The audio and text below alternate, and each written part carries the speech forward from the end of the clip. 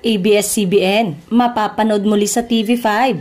Ang tinutukoy nga ay hindi ang It's Showtime dahil mananatili umano ito sa GMA Network dahil may kontrata pa ito sa Kapuso. Ang ilan nga sa mga serye at proyekto ng ABS-CBN ay tila unti-unting magbabalik sa TV5 Network, partikular na ang matapos ang halos 2 taon mula nang magpaalam sa ere. Bali-balitang muling magbabalik ang longest running drama anthology ng Pilipinas, Ang Maalaala Mo Kaya.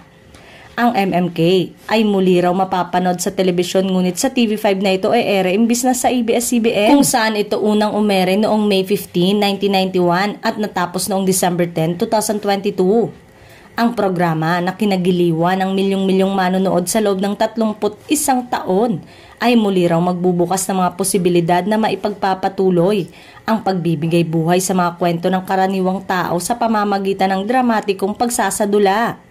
Si Charo Santos Concho, ang iconic host at narrator ng MMK, ay nagpahayag ng interes na bumalik sa kanilang papel kung sakaling magbalik ang programa.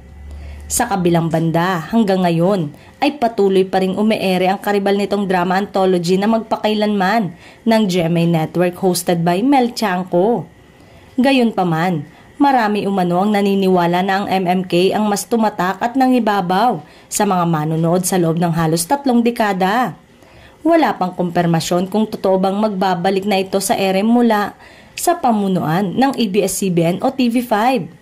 Hindi nabanggit sa ulat kung ABS-CBN pa rin ang pagmamay-ari nito at ere lamang sa TV5 kagaya ng iba nilang mga programa o TV5 na talagang magpuproduce nito.